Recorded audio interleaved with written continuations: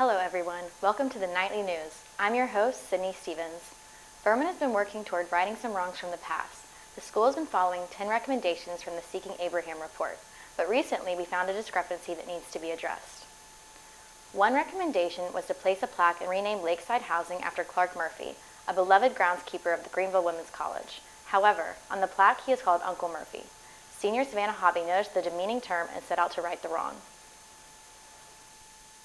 When you research into the historic use of uncle by white people on black people, it's actually very racist.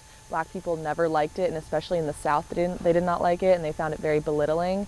Also, it has a connotation in relation with Uncle Tom's Cabin, where Uncle Tom kind of served as a servant, where he was beat up all the time. So it was very demeaning to black people, and still is to this day, to be called it by white people. Savannah reached out to Dr. Courtney Tolson, who is in charge of getting the plaque made for the dedication. And the good news is, it should be changed by the end of the semester. Speaking of changes on campus, we now turn to Carly Hart for the next 2 stops on the Seeking Abraham tour so that we can learn more about our campus's history of slavery and what is being done to right some wrongs. Thanks, Sydney. I'm here in front of Furman Hall, which used to be known as James C. Furman Hall. The plaque beside me explains that change of name, and that is where we pick up our tour today. In doing the research of the university, as I said about Richard Furman, we found, that sort of difficulty of him being both a slaveholder and a pro-slavery advocate, but also being a progressive figure in his time relative to other slaveholders, arguing for literacy, education, and so forth. James C. Furman, again, he poses all that. He says, no, plantation culture is the future of this area.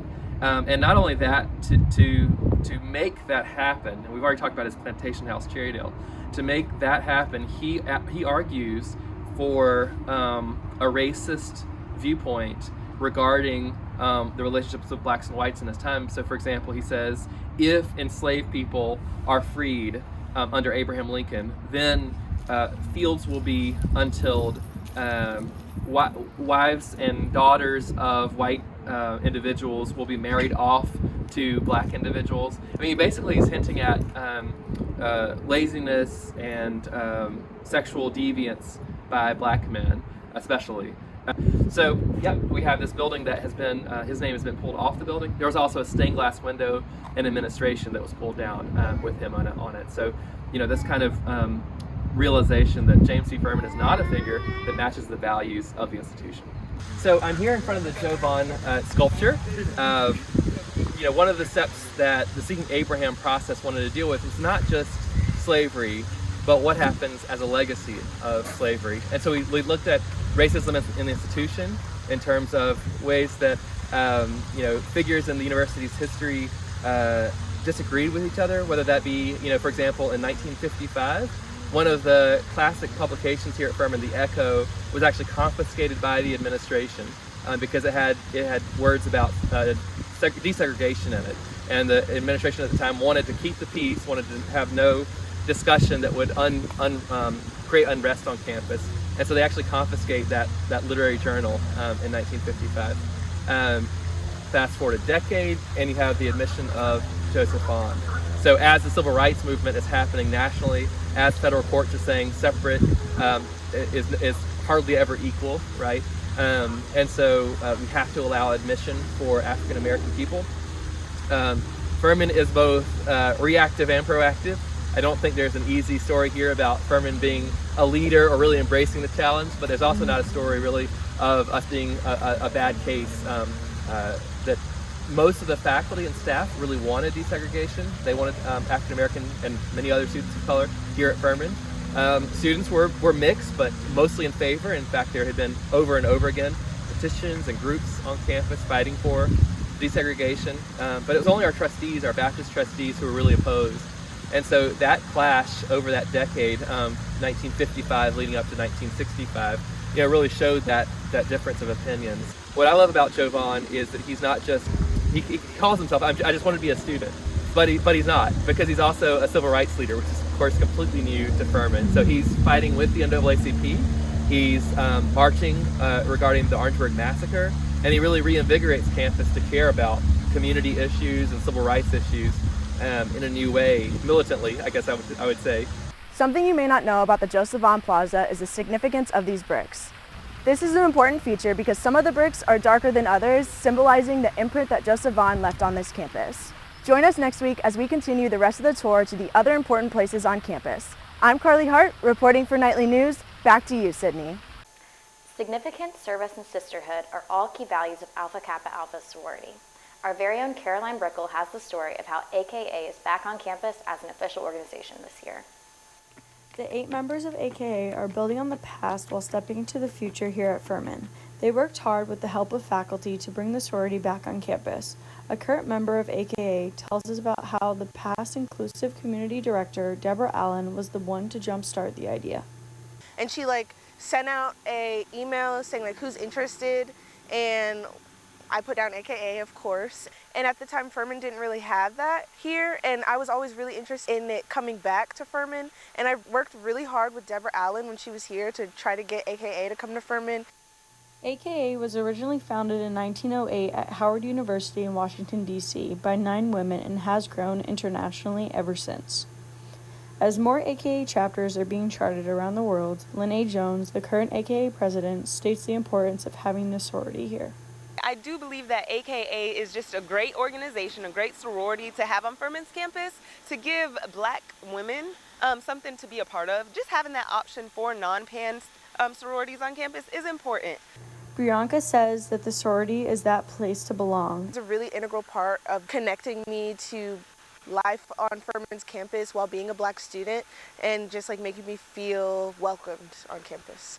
Lene and Bianca are both legacies of the sorority as they have looked up to their relatives as AKA leaders. Lene says she follows her grandmother's footsteps. This is someone I look up to, a role model, someone I aspire to be like, and I wanted to join something that she was a part of, something that I could relate to. And I know a lot of other women around this campus do as well. You can find out more about the AKA Sisterhood by looking at their Instagram to see what they're all about. I'm Caroline Brickle for Nightly News. In addition to AKA, there is another non-panhellenic organization for students here on campus. As Kayla Patterson reports, it is a place for students to feel a sense of belonging. The fraternity of Kappa Alpha Psi was chartered here on Furman's campus by 15 students on April 26, 1998, but has been dormant for the past 10 years. Many of the alumni partnered with the Greenville community to get the organization back on campus. Kappa currently has 4 members, and they are hoping to carry on their legacy. Here is Senior Patrick Carolina, the president. The tradition of Kappa Alpha Psi Fraternity Incorporated is achievement within all fields of human endeavor. That's including church, school, work, everywhere. So Brothers of Kappa Alpha Psi Fraternity Incorporated really, they strive to think outside of the box and do their best in every field of human endeavor. The fraternity members are involved on campus and in the Greenville community. Patrick has many goals for Kappa to live up to those standards. My goals as president is to get Kappa Alpha Psi Fraternity Incorporated on campus running smoothly and as a well-oiled machine. Also to get our name out there more and to rise interest about it, because I think people don't really know about it. Patrick knew something was missing in his Furman experience, but he was not sure what until he joined Kappa. Before my chapter came to campus, it was my connectivity to a group that I really took pride in and really wanted to do my best for. I think also that not having that brotherly aspect, now that it's on campus, I have people that, are depending on me and I depend on them, and that really creates and builds that brotherly bond between, my brothers, as well as being that mentor and that figure that people might look up to or look to for resources or anything else, advice, things like that. Right here on the Joseph Vaughn Plaza, we'll have step shows, music, and tables with more information. And over on the mall, we'll have food trucks and other events going on. I'm Kayla Patterson, reporting for Nightly News. Back to you, Sydney. The event Kayla was just talking about is the yard show that will be taking place this Friday, February 25th from 4 to 8 p.m. Make sure to check it out. Turning now to some international news that affects us here at home. If you've been keeping up with the news, you may be aware of the conflict between countries across the world that may be putting us on the verge of a huge global conflict. We at Furman have growing concern as we found out one of our own students may soon be called to action. Here's the story. Tensions have really ramped up between the West and its antagonists in Russia and China, and fears are growing that if Russia invades Ukraine, it could lead to a larger-scaled armed conflict. Recently, we found out that student Joanna Reyes is a member of the Army Reserve and was called up for training in preparation to serve if tensions across the globe come to armed conflict. I spoke with Joanna to learn about the gravity of the situation. Before anything was going on in the news, we heard that other people were going to get deployed to Poland again, and we were kind of confused. We were just wondering, like, that's so weird, like, people just came back. The list of people come out, and my name was on the list, and I was kind of scared because I just started college. I just finally got on track with my studies. I finally got on track on what I need to finish to graduate in time, and now they're telling me that I might have to leave for a year and a half. If it wasn't for me switching my job, then I have to, deploy to Poland. So, yeah, luckily I don't have to go, but we are still going through some training, which is kind of weird in case, like, there's new weapons qualifications that we have to do. I'm actually going to Fort Jackson in, like, a couple weeks, so we can get up to track with our weapons qualification, make sure we remember how to shoot, if we're good at shooting or anything like that. As the U.S. and other countries try diplomacy, our Army still has to be ready for any conflict. Reserve members like Joanna could be sent at any time. You did, like, have to leave, roughly? My plan is to just drop out, because I'm already too far behind, and like Furman, I know they're like really like veteran friendly, military friendly. Like one of my cousins, he had a couple credits done here by Furman and then transferred to the Citadel, which wasn't too bad, but I just plan on dropping out, honestly. We talked to academic dean Kyle Longus to find out what would happen for students in this situation, and he told us that students would be permitted to take a leave of absence for up to 2 semesters. Reporting for the Nightly News, I'm Sydney Stevens. We hope tension de-escalates and war does not become a reality. We are thankful for the bravery of active and reserve soldiers like Joanna that may be called to action. With Furman being a very academically challenging school, it is important that students get off campus and explore Greenville when they can. This week we want to share with you a Greenville business that has international roots. Alexis Hildenbrandt has the story. Thanks, Sydney. I'm here at Unlocked Coffee Roasters, which is located in West Greenville. This is one of the newer coffee shops in Greenville, but has quickly become one of my favorites. I had the opportunity to sit down with owner Andres Camargo and talk about the culture and mission of Unlocked Coffee.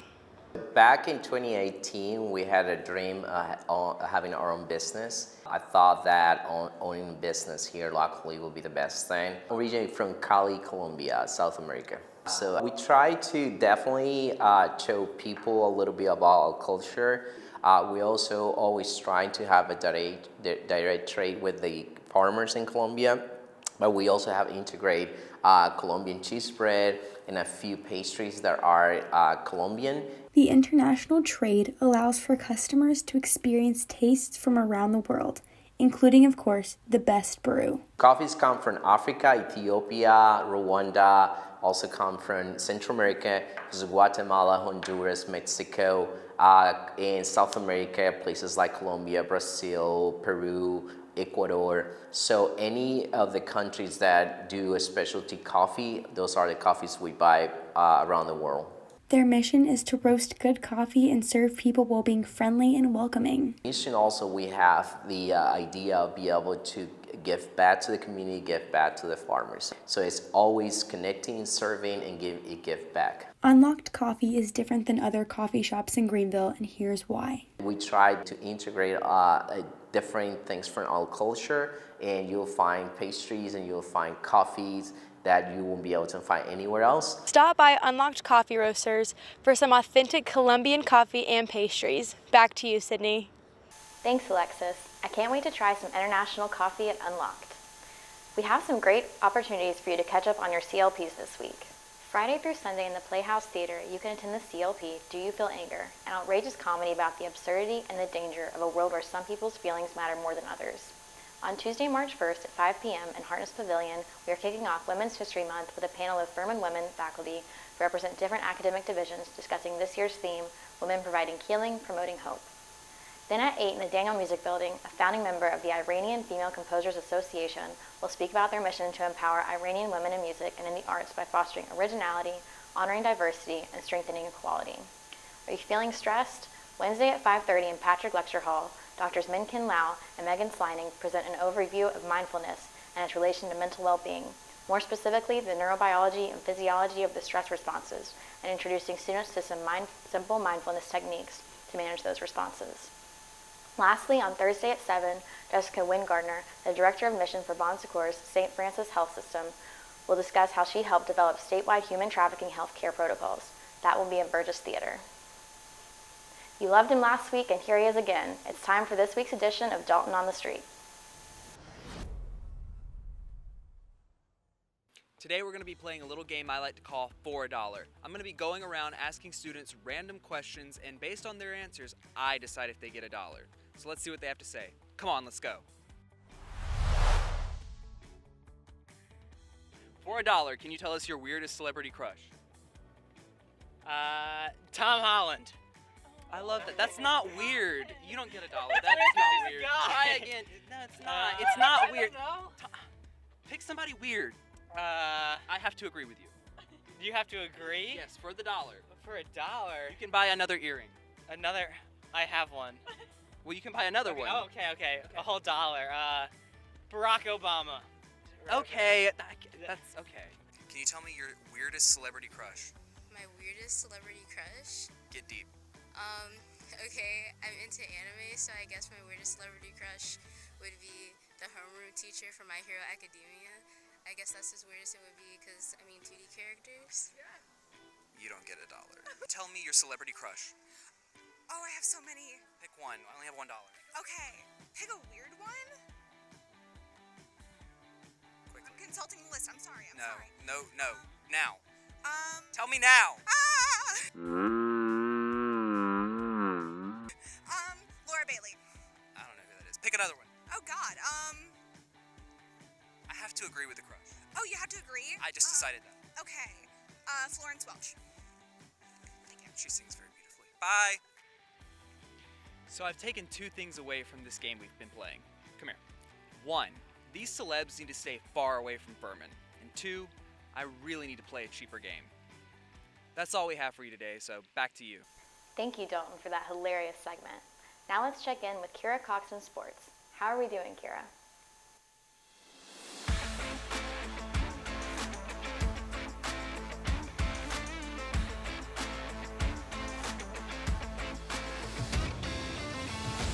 Sydney, I have a crush on all our Furman athletes because they are killing it this week. And this next story is a prime example.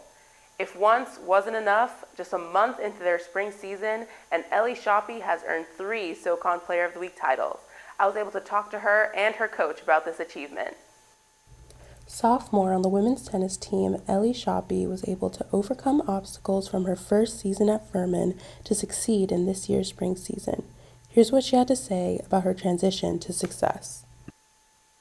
I struggled with the tournament environment, so I'm hoping next year I've grown enough to do a little better in the fall season. But this spring I've been able to really play for my team more, because it's just a much easier environment to get into the team environment.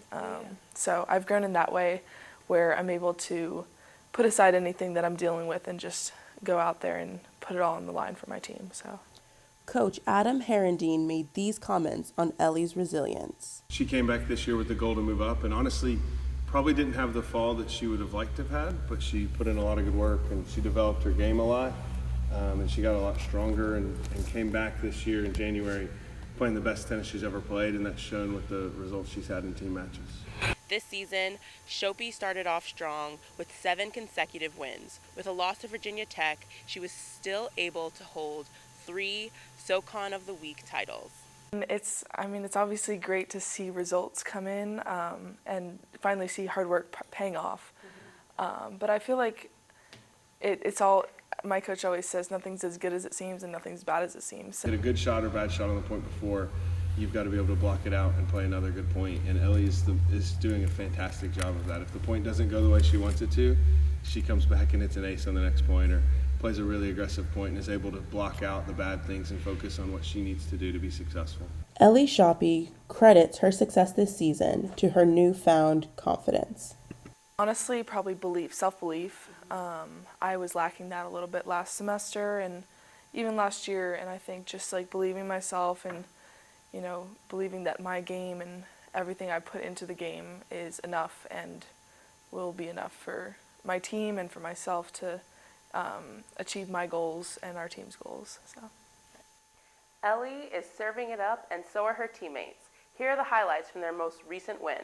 Junior Madison Dillon put up a great hustle in her match against Elizabeth Danilova to clinch an individual win and then to lead the Dins to victory over Virginia Tech 4-3.